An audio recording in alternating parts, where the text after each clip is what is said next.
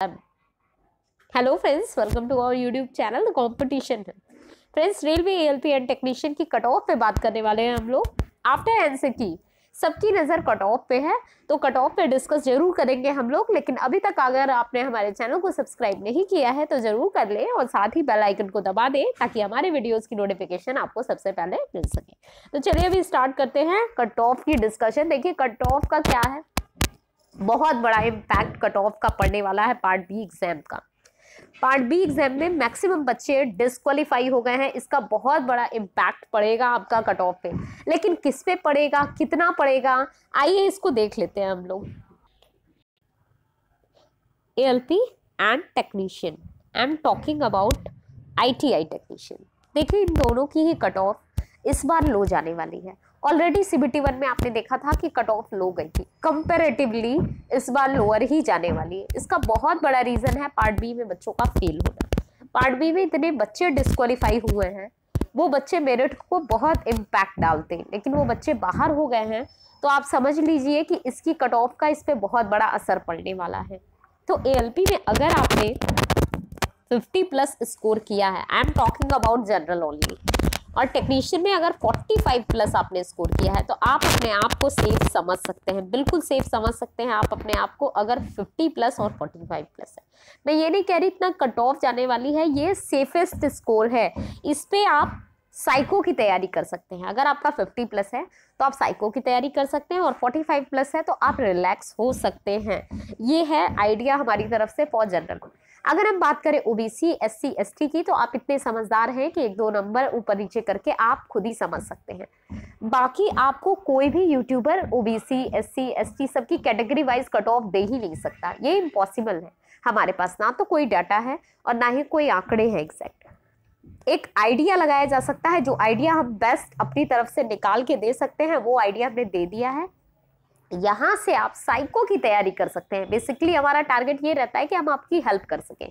Cut off बता के आपको मिसगाइड करना या एग्जैक्ट कट ऑफ बता के आपको बेवकूफ़ बनाना, ये सब काम यहाँ पे नहीं किया जाता है। ये आपकी हेल्प के लिए चैनल बनाया गया है, तो आपकी हेल्प में हमारा बस यही कंट्रीब्यूशन रहेगा कि आपकी कंफ्यूजन दूर की जा सके, आप इतना समझ पाएं कि देखिए आपको साइको की तैयारी कर पाएं या ना कर पाएं, ये चीज़ आपके लिए क्लियर होना जरूरी है। तो बस इसके लिए आपने एक आइडिया आपको दे दिया है कि 50+ में अगर आप हैं तो आप समझ लीजिए, जनरल हैं तो आप समझ लीजिए कि आप साइको की तैयारी कर सकते हैं, और बाकी के बच्चे भी इसी हिसाब से समझ सकते हैं कि आप इसके नियर अबाउट में हैं तो आप तैयारी कर सकते हैं। चाहे ओबीसी हो, एससी हो, एसटी हो, एक्स सर्विसमैन हो, आप सभी कर सकते हैं। जहाँ तक गर्ल्स की कट ऑफ है तो आपको अच्छी तरह पता होगा कि गर्ल्स का इसमें कोई कोटा नहीं है, ये सेंट्रल है तो इसमें कोई कोटा नहीं है। तो आप जिस भी कैटेगरी में आते हैं आप उसी कैटेगरी में फाइट करेंगे, गर्ल्स का अलग से कोई कोटा नहीं है। तो ये बहुत अच्छा है। बाकी टेक्नीशियन की बात की जाए तो 45+ में हैं आप, तो आप उम्मीद कर सकते हैं बिल्कुल कि आपका हो जाएगा। और बाकी अब हम बात कर लेते हैं पीसीएम की। देखिए पीसीएम की जो कट ऑफ है, पीसीएम की कट ऑफ की हम बात करें तो पीसीएम का पार्ट बी पे कोई इम्पैक्ट नहीं पड़ने वाला है। सॉरी टू से, आपको इसका कोई फायदा नहीं मिलेगा, क्योंकि पार्ट बी एग्जाम में मैक्सिमम बच्चे जो फेल हुए हैं वो ट्रेड के बच्चे हैं। पीसीएम वाले बच्चे जो फेल हुए हैं वो उतना स्कोर ही नहीं कर पाए हैं कि वो आपको मेरिट में टक्कर दे पाए। तो पीसीएम में जो पार्ट बी में फेल हैं उनका आपके लिए कोई फायदा नहीं है, क्योंकि वो बच्चे समझ लीजिए एक तरह से डिजर्व ही नहीं करते हैं उसमें आना। तो पार्ट बी में फेल का इस पे आपको कोई फायदा नहीं मिलेगा। आपकी कट ऑफ पहले भी हाई गई थी और इस बार भी हाई ही जानी है। तो आप एक उम्मीद कर सकते हैं कि अगर आपके मार्क्स 60+ में आ रहे हैं, 60+ में आ रहे हैं, तो आप उम्मीद कर सकते हैं कि आपका नाम लिस्ट में होना चाहिए।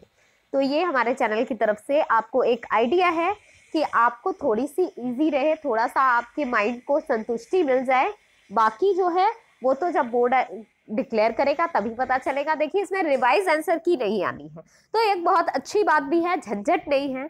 रिवाइज तो ये करेंगे ही आपके आंसर की को, लेकिन आपको पब्लिश नहीं करेंगे। तो इससे एक चीज होगा कि थोड़ा सा टाइम बच जाएगा, उनका भी बचेगा, आपका भी बचेगा, और डायरेक्ट रिजल्ट दे देंगे तो जो आपके अंदर टेंशन है, जो कंफ्यूजन है क्या होगा क्या नहीं होगा, तो वो चीज आपके सामने डायरेक्ट आ जाएगी। अब ऐसा नहीं होगा कि एक बार रिवाइज आंसर किया है, एक बार फाइनल रिजल्ट आए तो आपको और टाइम टेकिंग प्रोसेस हो जाता है, तो वो चीज नहीं होगी। तो ये बहुत अच्छा ही रहेगा आपके लिए। डायरेक्ट आंसर आपका आया है, आपने ऑब्जेक्शन दिया, अब उसको ये चेक करके डायरेक्ट आपका वो दे देंगे रिजल्ट, और रिजल्ट आते ही आपको कंफर्म हो जाएगा कि कौन अंदर है कौन बाहर है, कितना कट ऑफ गया है। तो आप एक उम्मीद कर सकते हैं कि 60+ में है, तो आप उम्मीद कर सकते हैं कि आपका नाम आएगा। वीडियो पसंद आए तो वीडियो को लाइक करना मत भूलिएगा। नेक्स्ट सेशन में बहुत इंपॉर्टेंट टॉपिक लेके आने वाले हैं दोस्तों, तब तक के लिए stay tuned with us. Thank you.